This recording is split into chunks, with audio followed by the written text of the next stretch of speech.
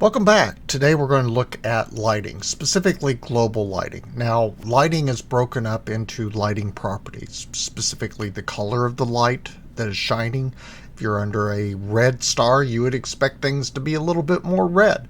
The intensity, how bright it is, and if you're in the south right now, that's pretty bright. How strong the shadows are they soft shadows, are they hard shadows? What's the environmental condition? What's the day like? Where are you located? If you're at the North Pole, the lighting is going to look differently than it is near the equator.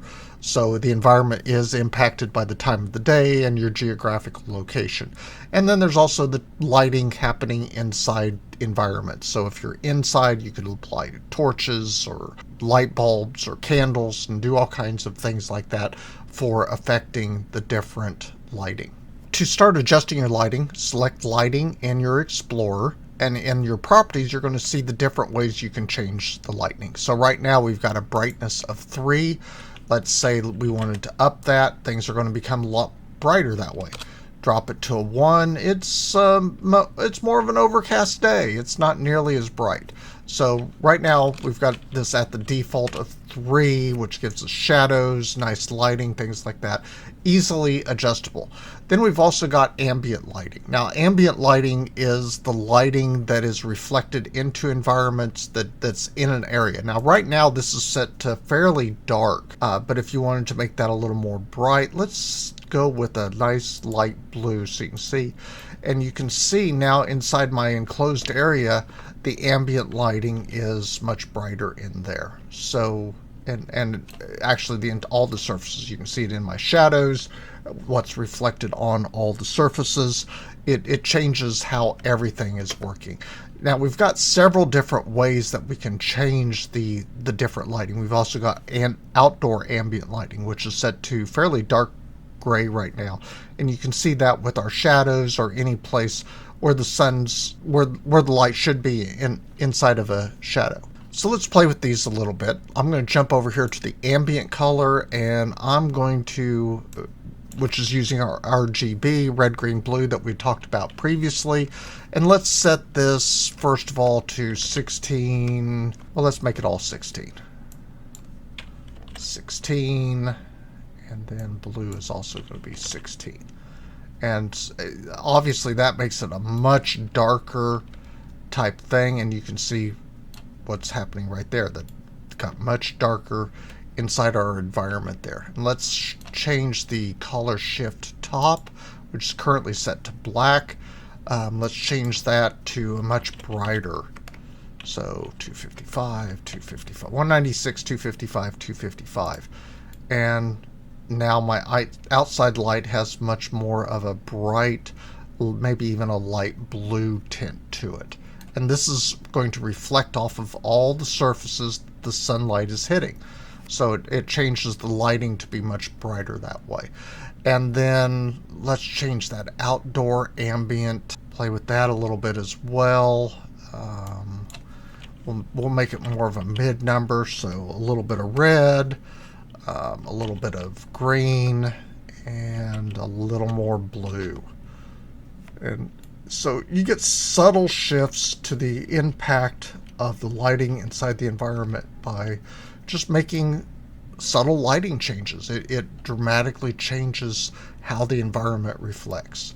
Let's also adjust our shadow here. Currently, our shadow softness is set to 0.02. Let's change that to a straight 0. Now watch what happens inside here. We can see some gradient gray and blue, dark blue here for this environment. Now as we adjust this down to 0, oops, going the wrong way. There we go. And then click off of it. Our lines become much more hard. There's less softness to it. There's less blur to it. So let's jump that back up to 0.5. And you can see now things have gotten a little bit more blurry, whereas they were a real hard edge at 0. And the higher we take this number up to 1, the softer that shadow is going to get. So we can really do a lot with just the impact of the environment. The brighter it is, generally we expect the shadow softness to be much less. It needs to be a hard shadow instead. Now, we've also got some other really cool things available to us. For example, we can change what time of day it is inside of our environment. So right now it's at 2 o'clock in the afternoon. We can adjust that.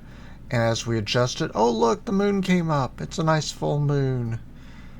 Or, we've got full control over what time of day it is inside of our environment. So by default, this should be start out somewhere around 14.5, and that gives us some pretty nice shadows and some nice things to work with. We can also change the location, as I said earlier, the location of where our environment is located. Right now it is at a latitude of 0, but we can adjust that, and you can see what happens as we move the sun. It affects how the shadows work inside the environment as well. And the further you go, and there we can do some really cool things there. This, by default, that's at 0, but you can change, do you want it a more northern or southern atmosphere for your latitude, and that changes what that lighting looks like. Now we can also do some really cool stuff with the atmosphere. So let's jump down to that. Let's say we want it to be a more hazy or smoky environment. Well, by default, this is how the light is going to reflect off the atmosphere. By default, that's set at a 0.3. But if we increase that, you can see the fog rolls in. And the higher that goes, well, we can have a nearly whiteout condition there. If you like blizzards or something like that. You can do some really cool things with the appearance just by changing the density of the atmosphere and how that is going to be impacted inside the environment. Really don't see a lot of difference until you start getting up to around a 3, though you can see a little bit of fog there rolling in at about 3 at a distance, which kind of gives you a fog of war type effect. So you can play with the atmosphere density, and that will also impact the appearance. Now, if you really want to mess with what the environment's like, jump over here to sky, and you got control over the size of the moon and the size of the sun. So right now the sun is at a size of 11. Let's jump that up. So I'm going to click in there. Let's go for 25. And you can see the sun became much larger. Do that again, 50. And now maybe we're a little too close to the sun. That seems kind of bright, doesn't it? We've controlled the number of stars that are showing in the sky for nighttime. The size of the moon is controllable there, showing celestial bodies. Just really cool stuff here. So you can really change what the environment's like by just changing a couple of the settings. So like your VFX, you can do so much with the lighting that really impacts the look and the feel of your environment. So have fun with this. Explore this a little bit. The main things to change are in lighting, atmosphere, and sky. More advanced lessons, we might get into bloom and depth of field and sun rays and all that kind of stuff. But the easily seeable changes in your environment can all be handled right there in lighting, atmosphere, and sky. Okay, we'll see you next time for our final lesson from the island tutorial.